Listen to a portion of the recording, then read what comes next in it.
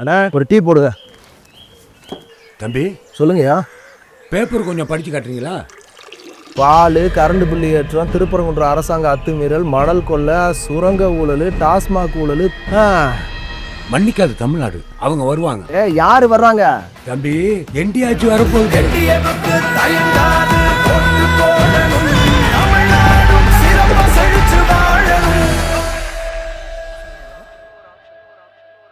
ஓடாத ரயில்ல சும்மா தண்டவாளத்தில் படுத்திருக்க மாதிரி ஒரு போட்டோ எடுத்துட்டு தண்டவாளத்தில் தலைவெட்டி படுத்தவர் அப்படின்லாம் கள்ளக்குடி கொண்ட கருணாநிதி வாழ் பாட்டு போட்டுக்கிட்டாங்க. ஆனால் உண்மையிலேயே அதில் அடிபட்டவர் கண்ணதாசன் தான். அப்புறம் ஐம்பெரும் தலைவர்கள் யாருன்னா அண்ணாதுரை, நெடுஞ்செழியன், அன்பழகன், சத்தியவாணிமுத்து, மதியழகன், இவங்க தான். என்வி நடராஜன் இவங்க. இவர்கள அந்த லிஸ்ட்லேயே இவர் கிடையாது. இந்த 2 பேரும் தான் அந்த லிஸ்ட்லேயே போட்டியிலே இல்லாத கருணாநிதி முதலமைச்சர் அவருக்கு மிக முக்கியமான காரணமாக இருக்கும். ஈவேராவை பற்றி நீங்க அதெல்லாம் இப்ப நம்ம பேசவே முடியாதுங்க. அவ்வளவு ஆபாசமெல்லாம் பேசியிருக்காங்க. எங்களுடைய பிளவுக்கு, பெரிய பிளவுக்கெல்லாம் காரணம் சின்ன பிளவு தான் அப்படின்னு சொன்னார். புரிஞ்சா புரிஞ்சுங்க. வெற்றி கொண்டாடு சொல்லுதுங்க, நான் சொல்லலைங்க. நீங்க என்ன பார்த்து கோவப்படுறாங்க. அந்த நான் இன்னொன்னு சொன்னா நீங்க பாருங்க எவ்வளவு கொச்சையான விமர்சனம். எமர்ஜென்சியில் யாரெல்லாம் விசாவில் கைது செய்யப்பட்டார்கள்? நீங்க எமர்ஜென்சியில் 1000 பேர் கைது பண்ணிக்கலாம். எமர்ஜென்சியில் என்ன கூட தான் கைது பண்ணாங்க. நான் கைதாயிருக்கேன்.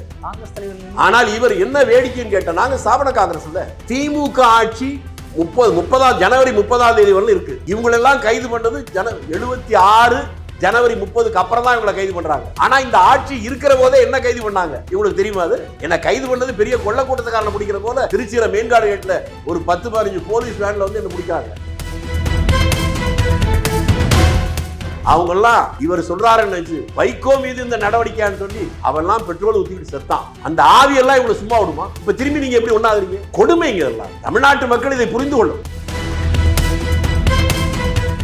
அந்த நிகழ்ச்சி நடந்ததுனாக்க நீங்க சொல்ற 2G கேஸுக்காக விசாரணை. அந்த விசாரணைக்கும் காங்கிரஸ் ஆட்சிக்கும் சம்பந்தம் இல்லைன்னு தெரியுமா உங்களுக்கு? அது எப்படி வந்துச்சு? நல்ல வேளை கேட்டீங்க. இதையாவது தெரிஞ்சுக்கிட்டு மக்கள். ஊழல்னு முதல் இந்தியாவில் சொன்னதே சன் டிவி நியூஸ்ல தான் முதல்ல சொல்றாங்க. செஞ்சவெல்லாம் ஜாலியா இருக்கிறான், எந்த சம்பந்தமும் இல்லாம அடிபட்டு காங்கிரஸ்கார பதில் சொல்லிட்டு இருக்கான். நான் திரும்பி கேட்கிறேன், அந்த ஈவேராவுடைய கட்சியில திகாவுல இன்று வரை ஒரு பட்டியலத்தை சேர்ந்தவர் தலைவராக வந்திருக்காரா? அல்லது பெரியார் தான் எங்களுடைய கொள்கை வாரிசு அப்படின்னு சொல்ற திமுகவுல அந்த கட்சியுடைய தலைவரா யாராவது ஒருத்தர் பட்டியலத்தை சேர்ந்து வந்திருக்காரா? அல்லது திமுக ஆட்சியில இந்த அறநிலையத்துறை மந்திரியா இன்று வரை அந்த போடுகின்ற தெம்போ, திராணியோ, ஆண்மையோ, நேர்மையோ அவருக்கு வந்திருக்கா? ஈவேரா தான் சமூக நீதி காவலர் அப்படின்னு அவரை சொல்ல வச்சது அவர் அல்ல. யாரோ ஒரு குலத்தை கெடுக்க வந்த கோடரி காம்பு காங்கிரஸ்ங்கிற பேர்ல உள்ள ஒருத்தர் இருக்கிறான். நடக்கிறது நடிப்பு, டீ குடிக்கிறது நடிப்பு. அதுல இன்னொருத்தன் போட்டான், ஒவ்வொரு டீ கடையா போய் குடிக்கிறீல்ல, நீ தான் நாடு முழுக்க டாஸ்மாக் கடை திறந்திருக்கிய, ஒவ்வொரு இடத்துலயும் ஒரு பெக் போடுன்றான். நீங்க நல்ல தமிழன், அதனால உண்மையே தெரியாம சொல்ற பொய்யெல்லாம் நம்பி எங்கேயோ ஒரு கோயிலுக்கு போய் 32 பவுன்ல கிரீட வைக்கிற வீட்டுல 10,000 ரூபாய் தான் காசு இருக்கு. நம்புங்கள் ஐயா, நம்புங்கள். உங்களை ஆண்டவன் கூட காப்பாற்ற.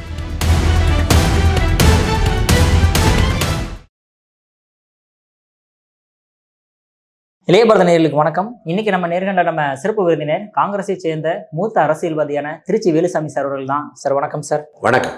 சார் ஆக்சுவலாக ரீசெண்டாக வந்து அந்த தொகுதி மறுவரையை வந்து கொண்டாடலாம் அப்படின்னு பாராளுமன்றத்தில் ட்ரை பண்ணாங்க. இங்கே வந்து திமுகவை சேர்ந்த ஸ்டாலின் அவர்கள் உடனே பகிரங்கமாக ஒரு எச்சரிக்கை விடுறாரு, தீ பரவட்டும் பார்த்துக்குங்க, எச்சரிக்கை விடுறோம் அப்படின்ற மாதிரி. பழைய திமுகவை நீங்கள் பார்த்துருவீங்க நீங்கள் அப்படின்ற மாதிரி ஒரு விஷயத்த சொல்கிறாரு சார். ஏன் சார் சொல்லும்போது சிரிக்கிறீங்க? ஸோ அப்படி சொல்லும்போது எச்சரிக்கை ரத்தம் ஓடும், தீ பரவும், இதெல்லாம் சாதாரண வழக்கமா பேசுற டயலாக் தானே. அதான் சார், இந்த ஜென்ரேஷனுக்கு, எங்க ஜென்ரேஷனுக்கு வந்து அந்த காலத்தில் நடந்த திமுகவோட வரலாறுலாம் எங்களுக்கு அந்த அளவுக்கு தெரியாது சார். ஸோ நீங்க தெரிஞ்ச ஒரே ஒரு வரலாறு தெரிஞ்சவர் நீங்க ஒருத்தர் தான். ஸோ அந்த காலத்துல 50 பத்தி அவருக்கே தெரியாத, தெரிஞ்சாலும் உங்களுக்கு சொல்றதுக்கு முதல்ல அவர் பிறந்தாரா 50ல, அதனால அவருக்கு தெரியறதுக்கு வாய்ப்பு இல்லை. சும்மா ஏதோ பொழுதுபோக்கா ஒரு ஏதோ டயலாக் பேசுறதெல்லாம் நீங்க சீரியஸ் எடுத்துக்க வேண்டாம், மற்ற விஷயத்தான் பேசுவோம். Okay sir. ஸோ அந்த டைமில் இப்போ காங்கிரஸ் வந்து அந்த ஹிந்தி கொண்டு வரும்போது நாங்கள் வந்து மிகப்பெரிய ஒரு போராட்டம் பண்ணோம். கள்ளக்குடி கொண்ட கருணாநிதி அவர்கள் அப்படின்ற மாதிரி ஒரு விஷயமும் இருக்குது சார். ஸோ அந்த இடத்துல என்ன நடந்தது சார்? அதெல்லாம் கள்ளக்குடியை பற்றி பேசுகிறோம், அவங்க தான் வெக்கப்படணும். நான் சொல்ல உண்மையில் என்னன்னு கேட்டால், அதில் அடிபட்டவர் உதைப்பட்டவர் கவிஞர் கண்ணதாசன். இவர் அடிபடவே இல்லை. ஓடாத ரயிலில் சும்மா தண்டவாளத்தில் படுத்திருக்க மாதிரி ஒரு ஃபோட்டோ எடுத்துட்டு தண்டவாளத்தில் தலைவெட்டி படுத்தவர் அப்படின்லாம் கள்ளக்குடி கொண்ட கருணாநிதி வாழ் பாட்டு போட்டுக்கிட்டாங்க. ஆனால் உண்மையிலேயே அதில் அடிபட்டவர் கண்ணதாசன் தான். இதெல்லாம் வரலாற்று உண்மைகள் யாருக்கும் தெரியும்? முதல்ல கள்ளக்குடினா அது எங்கே இருக்குன்னு கூட உங்களுக்கு எத்தனை பேருக்கு தெரியுமோ தெரியாது. டால்மியாபுரம் என்பது அது. அந்த டால்மியாபுரம் என்பது அங்கே ஒரு சிமெண்ட் ஃபேக்டரி. அது டால்மியா வச்சிருந்தார். அந்த சிமெண்ட் ஃபேக்டரி வைத்ததை ஒட்டி அங்கே ஒரு ஊர் உருவாகுது. அது இயல்பாக யாரும் பேர் வைக்காமலே டால்மியாபுரம்னு வந்துச்சு. அதை எதிர்த்து தான் அங்கே போராட்டம்னு.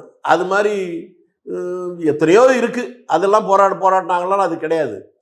எதையாவது ஒன்று சொல்லி மக்கள் மத்தியில் பிரச்சனையை உருவாக்குவதற்காக அது பயன்பட்டதே ஒழிய அதன் வாயிலாக தமிழ்நாட்டில் என்ன ஒரு பெரிய மாற்றம் வந்துருச்சு? அந்த மாற்றத்தில் அவர் போராடினாரா என்பது ஒரு மிகப்பெரிய கேள்விக்குறி. இது யாரோ இல்லை, சம்பந்தப்பட்ட கண்ணதாசனே பல முறை மேடையில் பேசியிருக்கார். அதனால எல்லோருக்கும் அது இன்னொன்று சொன்னா சிரிப்பீங்க. முதலாக சென்னை மாநகராட்சியில் திமுக ஜெயிக்குது. ஜெயிச்சதுக்கு அப்புறம் அண்ணா அவர்கள் என்ன பண்றா? அதுக்கப்புறம் கூட்டத்தில் மேடையில் கண்ணதாசன் எல்லாம் இருக்கிறாங்க. அப்பவும் கண்ணதாசன் கடுமையாக உழைச்சார். அந்த தேர்தல் நேரத்தில் மேடையில் ஒரு உட்கார்ந்துருக்கும் போது இந்த தேர்தல் வெற்றிக்காக கடுமையாக உழைத்த தம்பி கருணாநிதிக்கு நான் ஒரு கடையாளி அறிவிக்கிறேன் அப்படின்னு சொல்றாரு. உடனே கண்ணதாசன் அதிர்ச்சி ஆகிறாரு. என்னடான்னு ஒரு மோதிரத்தை மாட்டி விடுறாரு. உடனே முடிச்ச உடனே என்னன்னா இப்படி பண்ணிட்டீங்க? நான் தானே ராத்திரி பகல் பாராம எவ்வளவு போராடினேன், எவ்வளவு அடிபட்டேன், உதப்பட்டேன். கருணாநிதி ஒன்று ஏன் அளவுக்கு பாதி கூட ஒரு ஒர்க் பண்ணலையே. உடனே அவர் சொன்ன பதில் இவர்கிட்ட, அவர் ஒரு பவுனுக்கு நாங்கள் மோதிரம் வாங்கி கொடுத்து போட சொன்னார், நீ ஒரு அரை பவுனுக்காக வாங்கி கொடுத்தீங்கன்னா நான் போட்டிருக்க போகிறேன். இதையும் வேற யாரோ சொல்ல, அதே கண்ணதாசனே பொது மேடையிலேயே சொன்னது. எல்லாம் ரகசியமே கிடையாது.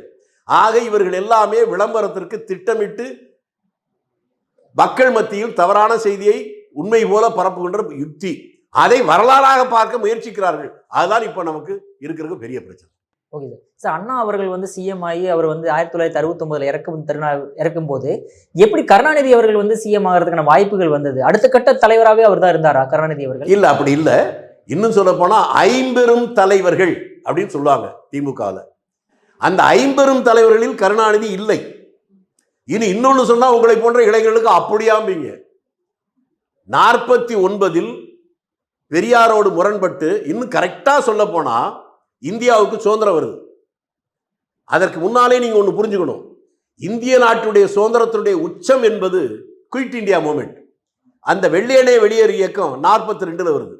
அதற்கு பின்னால ஓராண்டு கழித்து தான் சேலத்தில் ஒரு மாநாடு போடுறாங்க. அந்த மாநாட்டில் தான் திராவிடர் கழகம்னு பேரே வைக்கிறாங்க. அந்த மாநாட்டில் போடப்பட்ட ஒரே ஒரு அரசியல் தீர்மானம் என்பது பிரிட்டிஷ் ராணிக்கு ஒரு வேண்டுகோள். அது திராவிட நாள் இதழிலே அந்த மாதம் அது கூட்டம் முடிஞ்சு ஒரு வாரம் கழிச்சு வந்திருக்க திராவிட இதழில் தலையங்கமே அண்ணாதுரை எழுதியிருக்கிறார். சேலம் மாநாட்டில் CN அண்ணாதுரையின் தீர்மானம் அப்படின்னு தலைப்பில் போட்டு எழுதியிருக்கிறார். அதை நானே வச்சிருந்தேன், படித்தேன். அது என்னன்னா, இந்த மாநாடு மேன்மை தங்கிய பிரிட்டிஷ் ராணிக்கு ஒரு வேண்டுகோளை வைக்கிறது. இந்த நாட்டிற்கு நீங்கள் சுதந்திரம் தரப்போவதாக கேள்விப்படுகிறோம். நீங்கள் சுதந்திரம் தரக்கூடாது. அப்படியே தருவதென்று நீங்கள் முடிவு செய்து விட்டால் சென்னை ராஜதானிக்கு நீங்கள் சுதந்திரம் தரவே கூடாது. ஏனென்றால் நாங்கள் மேன்மை தங்கிய பிரிட்டிஷ் ராணியின் ஆட்சியின் கீழேயே வாழ விரும்புகிறோம். இதான் அந்த தீர்மானம். இந்த தீர்மானம் போட்டெல்லாம் முடிஞ்சது. கேலி கிண்டல்லாம் நடந்திருக்கு. பிரிட்டிஷ் ராணி வருகிற போது வரவேற்பு எல்லாம் கொடுத்திருக்காங்க. அவங்களும் கொடுத்திருக்காங்க, RSS கொடுத்திருக்காங்க. அதெல்லாம் நீங்க இப்ப இருக்கிறவங்க புரிஞ்சுக்கிறது இல்லை. சுதந்திரம் வருது 47. அப்படி வந்த உடனே என்ன நினைத்தாரோ அண்ணாதுரை என்ன பண்றாரு, இது ஒரு இன்ப திருநாள்ங்கிறார். பெரியார் கோவப்பட்டு அதை ஏத்துக்கல. சுதந்திர நாள் ஒரு துக்க நாள்ங்கிறார். அவர் துக்க நாள்னு சொன்ன உடனே தான் இவர் இன்ப திருநாள் சொல்றாரு. அப்போ ஒரு வித்தியாசம் வருது. அதை தொடர்ந்து தான் தனியா கட்சி ஆரம்பிக்கிறாங்க. அந்த தனி கட்சி ராபின்சன் பூங்காவில் ஆரம்பிக்கன்னு சொல்றாங்க இல்லைங்களா? அப்போ போட்டிருக்கிற நோட்டீஸ்லயே கருணாநிதி பேர் என்ன இருக்குன்னு இப்போ பல பேர்கிட்ட இருக்கும். எத்தனை இடத்துல இருக்குன்னு பார்த்துங்க. ஒரு 15-16 பேருக்கு பின்னால் தான் இருக்கும். அதற்கு முன்னால் அந்த இடைப்பட்ட காலத்தில் ஒன்று நடந்துச்சு. கட்சி தனியாக ஆரம்பிக்க போறோன்னு பெரியாரும் அண்ணாதுரையும் பிரிந்து போது அவரோடு நின்றவர்கள் யார் யார் என்று வர்ற நேரத்தில் கருணாநிதி ஆரம்பத்தில் அண்ணாதுரையோடு இல்லை. ஐயா ஆணையிடுகிறார், அண்ணா ஊழையிடுகிறார், இப்படிதான் அவர் சொன்னார். அதற்கப்புறம் 10-15 நாள் கழிச்சு தான் அவர் அண்ணா கூட சேர்றார். அப்புறம் 50 தலைவர்கள் யாருன்னா அண்ணாதுரை, நெடுஞ்செழிய, அன்பழகன், சத்தியவாணிமுத்து, மதியழகன், இவங்க தான், என்வின் நடராஜன், இவங்க. இவர்கள அந்த லிஸ்ட்லேயே இவர் கிடையாது. அதற்கு பின்னால் இப்படி வந்த உடனே வரும்போது ஆட்சி வந்த உடனேயே அமைச்சரவை லிஸ்ட் கொடுத்தாங்கல்ல 67, அதுல இவருடைய பேர் எத்தனாவதா இருந்துச்சு சொல்லுங்க? அதுலயே இல்லை. இவருடைய சாமர்த்தியம், சாதுரியம் எங்க இருக்குன்னா, நெடுஞ்செழியன் தான் அடுத்து வரதா எல்லாம் கிட்டத்தட்ட முடிவு பண்றாங்க. அந்த நேரத்தில் எப்படியாவது பண்ணுங்கிறதுக்கு இவருக்கு உதவியர்கள் 2 பேர். அந்த 2 பேரையும் பின்னால போட்டு காட்டிட்டார், அது வேற விஷயம். ஒன்று, பத்திரிகை உலகத்தில் பெரிய அளவுக்கு ஜாம்பவானாக இருந்த ஆதித்தனாரை கையில் எடுத்தார். எப்படி எடுத்தாருங்கிறதுலாம் அதெல்லாம் வேணாம். அதை போலவே எம்ஜிஆருக்கு ஒரு பெரிய செல்வாக்கு இருந்துச்சு, அவரையும் கையில் எடுத்தார். இந்த 2 பேரும் தான் அந்த லிஸ்ட்லேயே போட்டியிலே இல்லாத கருணாநிதி முதலமைச்சர் அவருக்கு மிக முக்கியமான காரணமாக இருந்தவர். அவர் ஆட்சிக்கு வந்துட்டார். வந்த உடனே அந்த எம்ஜிஆர் முதல்ல போட்டு காட்டினாரா? கொஞ்ச நாள்லயே இவரை மந்திரி ஆக்கினார் ஆதித்தனார், அவ்வளவுதான். மந்திரி ஆக்கினாலும் பெரிய அளவுக்கு முக்கியத்துவம் தரல. அப்ப நடந்தா இந்த சிலதெல்லாம் சொன்னா வேடிக்கையா இருக்கும். மந்திரியா வர்றதுக்கு முன்னால் தினத்தந்தியில ஆண்டுக்கு ஒரு முறை அதிக குழந்தைகளை பெற்றவர்களுக்கு தினத்தந்தி பரிசு 1 வருஷம் கொடுப்பார். உங்களுக்கு எல்லாம் தெரியாது, படம் போட்டு கொடுப்பாங்க. இவர் மந்திரியா வந்த உடனே இவர் குடும்ப கட்டுப்பாட்டுக்கு பிரச்சாரம் பண்றாரு. இதுதான் அவங்களுடைய கொள்கை. இதில் அந்த முன்னணியில் இல்லை. அதற்கு பின்னால் கொஞ்சம் கொஞ்சமாக வேறு வழியில் இவர் தன்னை முன்னிறுத்தி கொண்டார். அதற்கு பெரிய அளவுக்கு துணை இருந்த எம்ஜிஆரே அதற்கு பின்னாலே எதிரியாக மாற்றிக்கொண்டதான் அவருடைய துரதிருஷ்டம். அதே மாதிரி துரைமுருகன் அவர்களோட அந்த வரலாறை பத்தி சொல்லும்போது திமுக எப்படி உருவானது அப்படின்னு வேலூர்ல சொல்லும்போது சொல்லியிருக்காரு. அதாவது பெரியார் மணியம்மையை கூட்டிட்டு போனாரு, இங்க திமுக உருவாச்சு அப்படின்ட்டு. என்ன சார் அதுல என்ன சார் இருக்கு? அப்படி அவரை கூட்டிட்டு போனாருங்கிறது வேற, இவர் எங்க போனாருங்கிறது அவர் சொன்னாரா? இவர் இப்படி எல்லாம் பேசுவதற்கு காரணம் இவர் எங்க போனாரோ அதை வச்சு. இவர் செல்வியின் செல்வன் அவருக்கு மட்டும் புரியும், உங்களுக்கு புரியாது, அதனால பேசுறாரு அவர். நான் கேட்கிறேன், அந்த துரைமுருகன் கல்லூரியில படிக்கிற போது வறுமையில காலேஜில் லா காலேஜில் படிக்கிற போது ஃபீஸ் கட்ட முடியல. ஃபீஸ் கட்ட முடியாம அடுத்த நாள் பரீட்சை வரும்போது ஃபீஸ் கட்டலன்னா எழுத முடியாது. அந்த நேரத்தில் கூட இருக்கிற பையனுங்க எம்ஜிஆர்கிட்ட பழக்கம் இருந்த 2 பேர் இருந்தாங்க. போய் எங்க கூட படிக்கிறவங்க ரொம்ப கஷ்டப்படுறான், ஃபீஸ் கட்ட முடியல, இல்லைன்னா பரீட்சை எழுத முடியாதுன்னு சொல்லி எம்ஜிஆர் தந்த பணத்தை ஃபீஸ் கட்டதுனால தான் அவர் பரீட்சை எழுதவே முடிஞ்சது. அப்ப படிச்சு முடிச்சுட்டு வந்தார்ல, கட்சியில பிரிவு வர்ற போது அவர் எம்ஜிஆர் உடல் இருந்திருக்கணும். ஏன் வரல? என்ன, அவர் தானே உதவுனார், செல்வியின் செல்வன் அல்லவா? ஆகவே எம்ஜிஆர் கூட போகல. இதுதான் இவருடைய வரலாறு. அதனால அதை பத்தி நீங்க புரிஞ்சுக்கிட்டா இதுவும் புரியும். Okay sir. சார் அதே மாதிரி இப்போ நீங்க சொன்ன மாதிரி இப்போ கருணாநிதி அவர்களுக்குமே ஆல்ரெடி ஈவேரா அவர்களுக்குமே மிகப்பெரிய ஒரு பிரச்சனையாச்சு. ஓகேங்களா? ஈவேரா அவர்கள் கருணாநிதி அவர்கள் எந்த மாதிரி குறிப்பிட்டு சொன்னாரு? ஈவேராவை பற்றி நீங்க அதெல்லாம் இப்ப நம்ம பேசவே முடியாதுங்க, அவ்வளவு ஆபாசமெல்லாம் பேசியிருக்காங்க. எந்த மாதிரி சார்? எப்படி? ஐயா, அதை இப்ப நம்ம பேசுறது அசிங்கம், நம்ம தகுதிக்கு குறைவு. முரசொலி பத்திரிகையில வந்ததை மட்டும் எடுத்து படிச்சுக்கிட்டோம். விடுதலை பத்திரிகை, திராவிடர் கழக பத்திரிகை, அந்த விடுதலையிலும் முரசொலியிலும் 2 பேரும் மாறி மாறி எப்படியெல்லாம் விமர்சனம் பண்ணாங்கன்னு படிச்சா இன்றைக்கு இருக்கிற இளைஞர்களுக்கே கூச்சம் வரும்.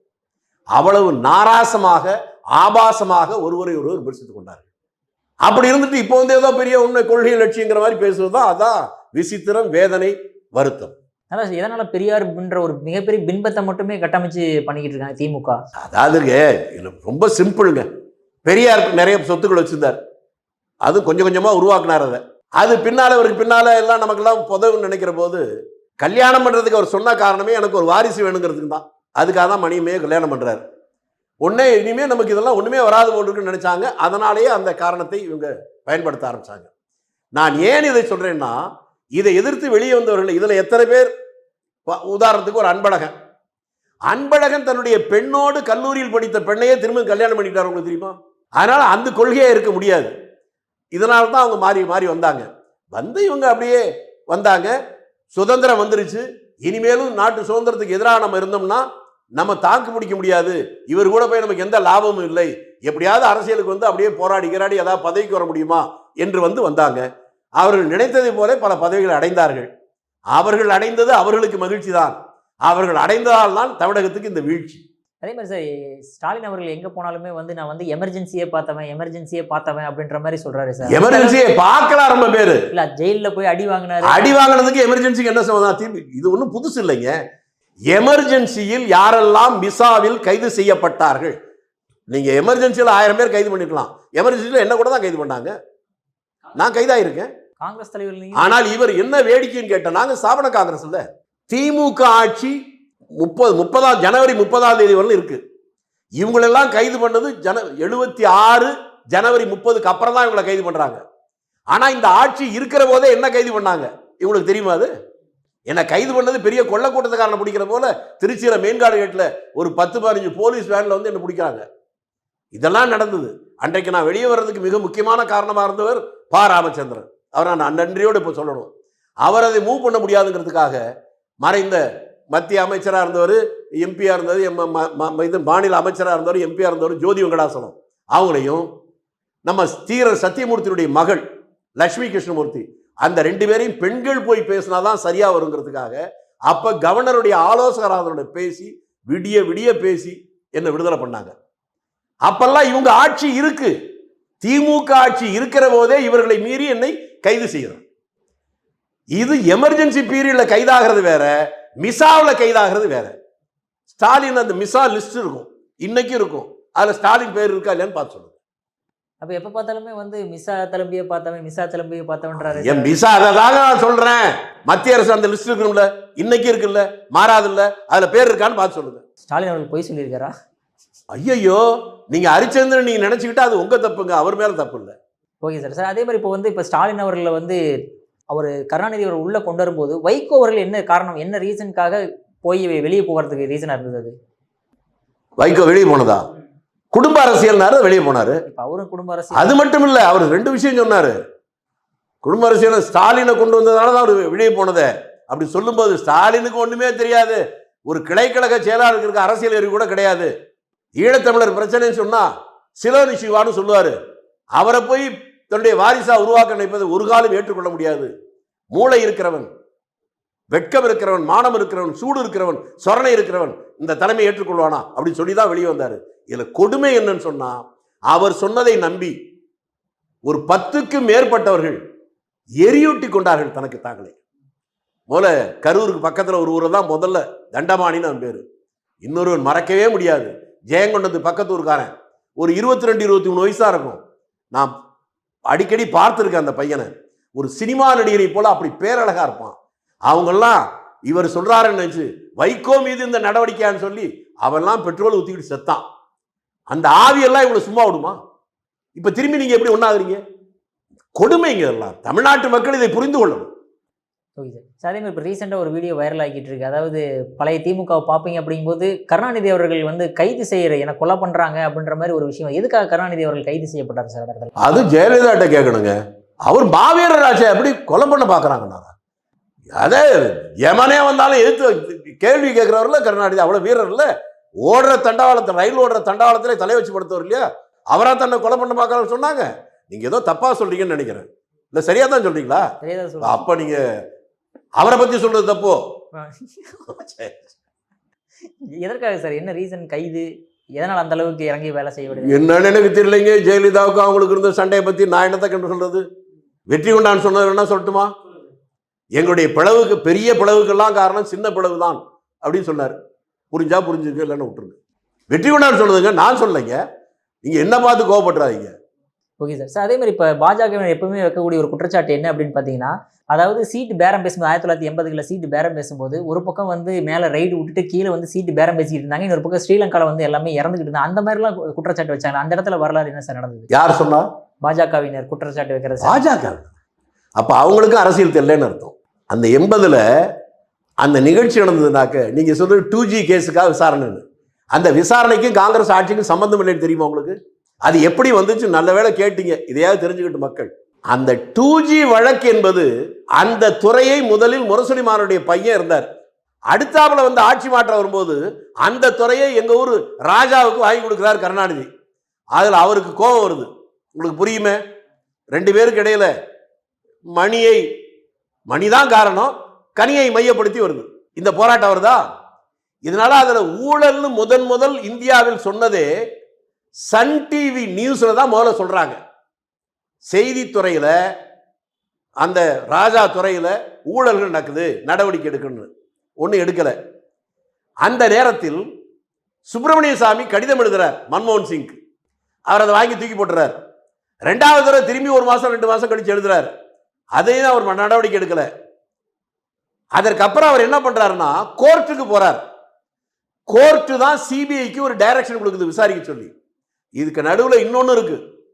இந்த டாக்குமெண்ட்லாம் சுப்பிரமணிய சாமிக்கு யார் கொண்டு போய் கொடுத்தாங்க, அது வேணா போய் இவர்கிட்ட யார் சொன்னாங்களோ பிஜேபி காரங்களோ அவங்ககிட்ட கேளுங்க. ஆசீர்வாதம் ஆச்சாரின்னு ஒரு ஆள் இருக்காப்லையா, அவர் எங்க ஊர்ல ஸ்ரீரங்கத்துக்காரர். அப்ப அங்கே சிரமமா இருந்தோடனே ராஜா இங்க மந்திரியான உடனே அங்க போய் ஏதாவது நம்ம பண்ண முடியுமான்னு அங்க போய் அன்அபிஷியல் பிஏ மாதிரி இருந்தார். அங்க இருந்த டாக்குமெண்ட்லாம் எடுத்து கொண்டு போய் சுப்பிரமணிய சாமி கிட்ட கொடுத்ததுக்கு அப்புறம் தான் அவருக்கு இந்த வாழ்வு. அதை வைத்துக்கொண்டு கோர்ட் மூலமாக நடவடிக்கை எடுக்கப்பட்டது. இதுல எங்க காங்கிரஸ் பிரஷர் கொடுத்துச்சு? மன்மோகன் சிங் ஆர்டரை போடல, அவர் உத்தரவு போடல, கோர்ட்டு தான் டைரக்ஷன் கொடுத்துச்சு. இதுல காங்கிரஸுக்கு ஒண்ணும் இல்லை. 2G வழக்கு அதை ஒன்ன சொல்லித்தான் செஞ்சவன் யாரோ. காங்கிரஸ் அன்னைக்கு விழுந்தது இன்னைக்கு எந்திரிக்கல. செஞ்சவெல்லாம் ஜாலியா இருக்கிறான், எந்த சம்பந்தமும் இல்லாம அடிபட்டு காங்கிரஸ்கார பதில் சொல்லிட்டு இருக்கான். சரி சார், அதே மாதிரி நீங்க ஏற்கனவே சொல்லியிருந்தீங்க, அதாவது இந்திரா காந்தி அவர்கள் வந்து கருணாநிதியில் ரொம்ப விமர்சனமா பண்ணி பேசினாரு அப்படின்ற மாதிரி. ஸோ பிரச்சாரங்கள், இந்த மாதிரி பிரச்சாரங்கள் பண்ணி தான் தமிழகத்தை ஏமாத்தி வந்து திமுக ஆட்சிக்கு வருதா என்ன சார்? அந்த நான் இன்னொன்னு சொன்னா நீங்க பாருங்க எவ்வளவு கொச்சையான விமர்சனம். எதிர்கட்சியா இருக்கும்போது இந்திரா காந்தி ஒரு முறை மதுரையிலிருந்து சுற்றுப்பயணம் வர்றாங்க. மதுரையில, திண்டுக்கல்ல, திருச்சியில அந்த காட்சியை நான் நேரில் பார்த்துருக்கேன். இன்னும் மறக்கவே மாட்டேன். திமுக சில முக்கியஸ்தர்கள் கல்லுலாம் எடுத்து அடிச்சாங்க. அப்படி அடித்த போது அங்கே திண்டுக்கல்ல ஒருத்தருடைய கண்ணே போச்சு. ஒரு இஸ்லாமியர் ஒருத்தர், அவர் இப்போ உயிரோடு இல்லை, ஒரு கண்ணே போயிடுச்சு. அதே போல சென்னையில் சுப்பிரமணியன் ஒருத்தர், அவருடைய கண்ணும் போச்சு. அதுல இந்திரா காந்தி துணிவாக இவ்வளவு இடத்துல கல்வீச்சு நடந்தும் அந்த டூர் ப்ரோக்ராமை நிறுத்தல. என்ன கொலை பண்ண பார்க்குறாங்க, அழுவல வந்தாங்க. அப்படி வருகிற போது அடிபட்டு ரத்தம் ஊத்துது. அவரை காப்பாற்றுவதற்காக இன்னையும் உயிரோடு இருக்கக்கூடிய நெடுமாறன் அவர் குனிய வச்சு மேல அரண் போல 3-4 பேர் தாங்குறாங்க. அதுல தான் அந்த இவர் திண்டுக்கல்காரருக்கு கண்ணெல்லாம் போச்சு, இவங்கெல்லாம் அடிபட்டாங்க. இதையும் மீறி இந்திரா காந்திக்கு தலையில அடிபட்டு ரத்தம் ஊத்துது. அது அடுத்த நாள் பத்திரிகையில் வருது. பத்திரிகையில் வந்து கருணாநிதி சொன்னது என்ன, நாங்க தகராறு பண்ணி அதனால அடிச்சு இந்திரா காந்திக்கு காயம் ரத்தம் அல்ல, அது மாசத்துல 3 நாள் பெண்களுக்கு வர்ற ரத்தம். இதை விட ஒரு அசிங்கம் வேணுமா? இப்படியெல்லாம் சொல்லிட்டு அதுக்கப்புறமும் நேருவின் மகளே வருக, நிலையான ஆட்சியை தருக. கொள்கையில் அவ்வளவு உறுதியா இருக்கிறவங்க. Okay sir. இப்போ ராகுல் காந்தி அவர்கள் இன்னைக்கு சொன்ன மாதிரி பிரச்சாரத்துக்கு வரும்போது கூட சொல்லியிருக்கிறார், அதாவது ஈவேராவோட, அதாவது பெரியாருடைய சமூக நீதி வந்து அழிக்க பார்க்குறாங்க அப்படின்ற மாதிரி சொல்லியிருக்காரு சார். அதாவது ஒரு வருத்தம், வேதனை, சொன்னாலும் வெட்கமடா, சொல்லாவிட்டாலும் துக்கமடான்னு.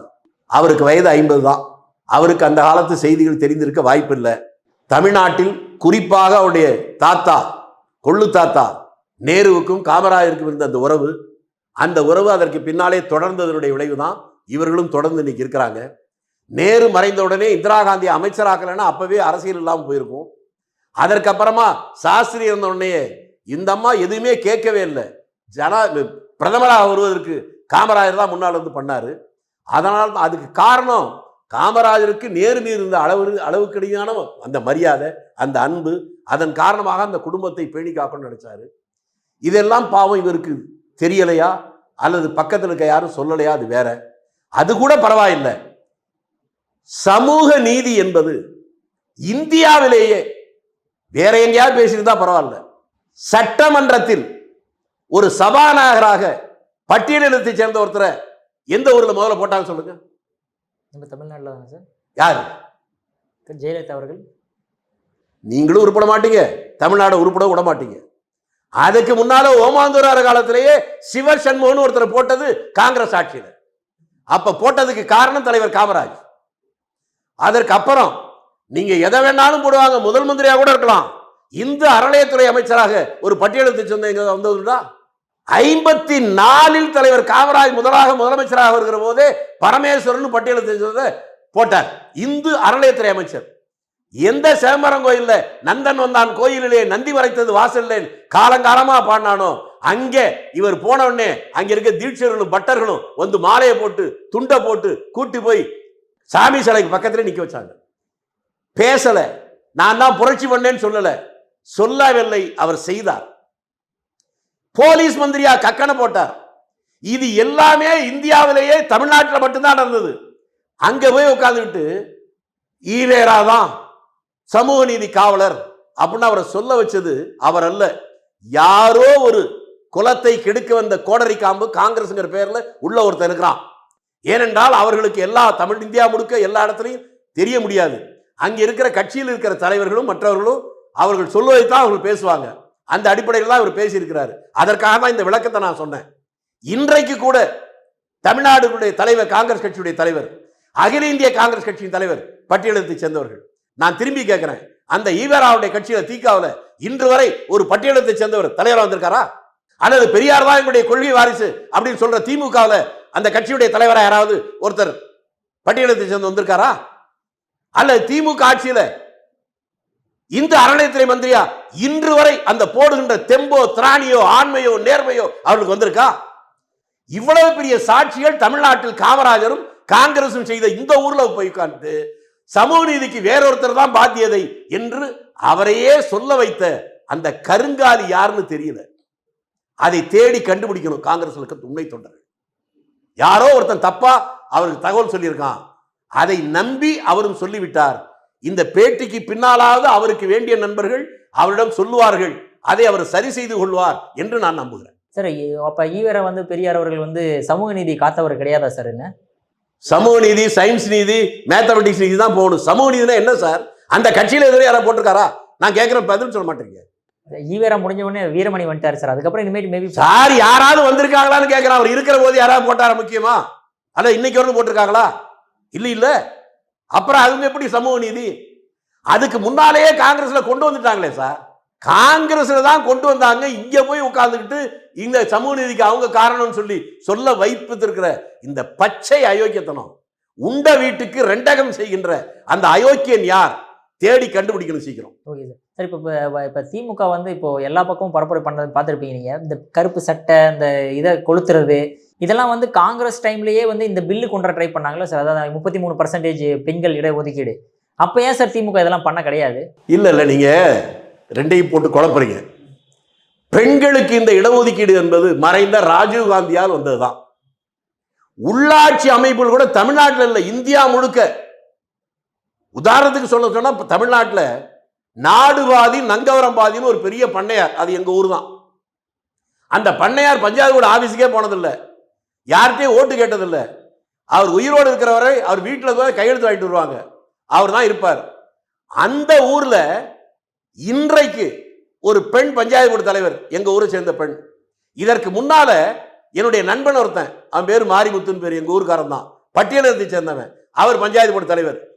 இதெல்லாம் ராஜீவ்காந்தி இந்த சட்ட திருத்தம் கொண்டு வரலன்னா இவங்கெல்லாம் வந்திருக்கவே முடியாது.